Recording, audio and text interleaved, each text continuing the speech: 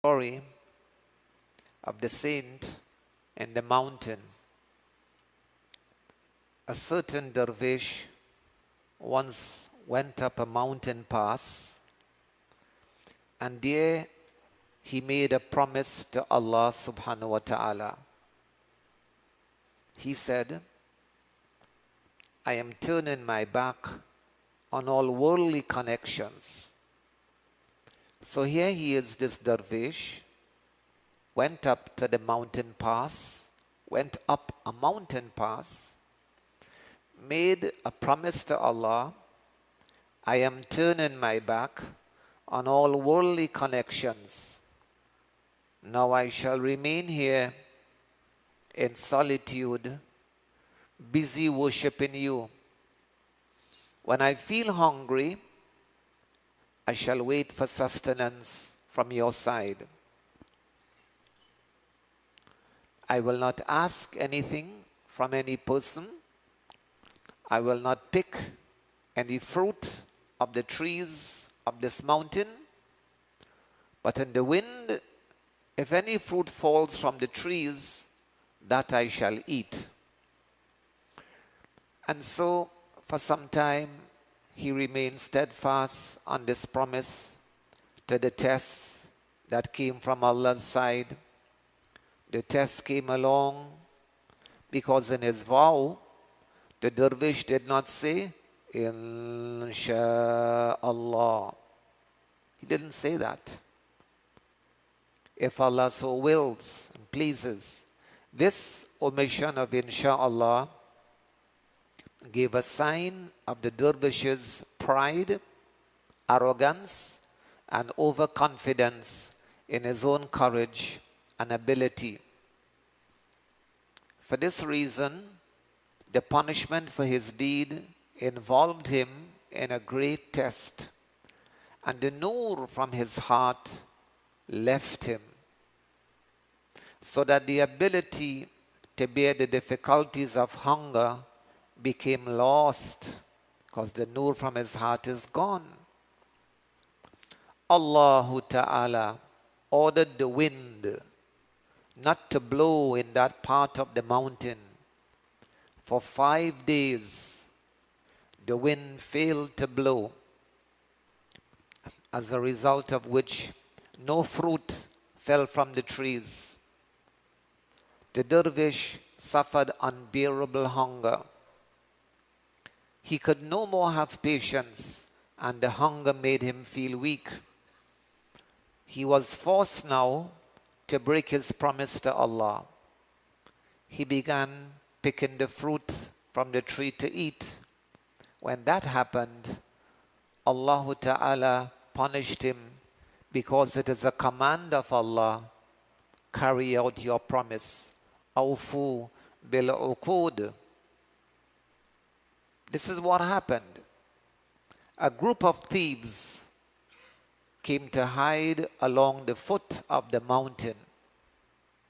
Someone informed the chief police officer of the town that a group of thieves were hiding in the mountain. Before the police officer could arrest the actual thieves, he saw the dervish and thought that he was one of them. Hence, he immediately arrested him. The dervish made a big noise, protesting his innocence, and proclaimed that he was not a thief. But the police officer and the other soldiers did not listen to him. The punishment was that they cut off his right hand and his left foot. At that time, a traveler passed that way, and when he saw what had happened, he scolded the police officer and the soldiers. You dogs, what have you done to this holy and saintly dervish? He is a real saintly man, and he is the Abdal of our era. He has broken away from the world to settle in solitude in the mountain. When the police officer heard this, he began trembling in fear and with great grief and sorrow, he came to the dervish with his bare head and feet, crying bitterly over the mistake that he had made, saying, I swear, I did not know that you were a saintly man. I made a mistake and considered you as one of the thieves. For Allah's sake, forgive me. Otherwise, I will become a victim of Allah's anger and will be destroyed. So for Allah's sake, forgive me. The dervish replied, Brother, it's not your fault. It is not your fault. I am the guilty one. I broke my promise to my Lord, and for that I have been given this punishment. I know the cause of this, and my inner self is aware thereof, that for which sin of mine this misfortune befell me. I broke my agreement with Allah, and as a result, the punishment for my deeds was the severing of my hand and foot. The sincere ones are at all times in danger in Allah's path.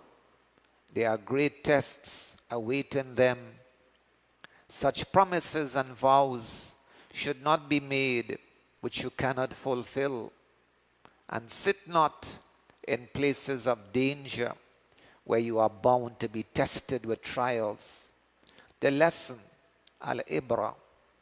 Firstly, a person should never take an oath for anything which is against the Sharia, like la akul wa la ashrab, I will not eat, I will not drink water.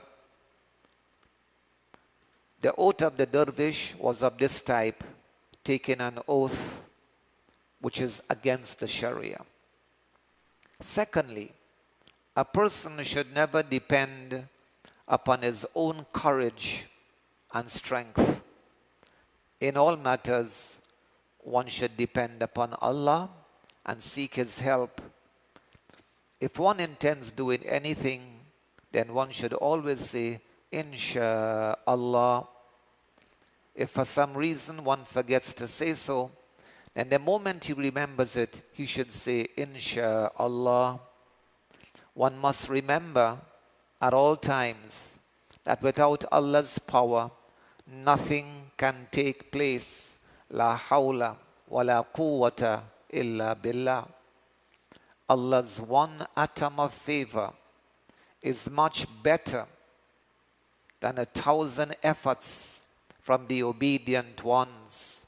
Allah's one atom of favor is much better than 1,000 efforts from the obedient ones. Humility in the path of Allah and indigence is better than to be proud of our devotion and obedience. One should, with istiqamat, steadfastness on the deen, pray to Allah at all times. O my Lord, Ya Rabb, do not leave me to my nafs for one moment. Don't leave me to myself for one moment. Rectify my condition in such a manner that at all times it is in accordance with your pleasure till you make my ending upon Iman. It is with respect to this the dua of the Prophet sallallahu alaihi wasallam, Ya Hayyu Ya Qayyum bi rahmatika nastaghith aslih lana sha'nana kulla wa la takilna ila anfusina tarfata ayn.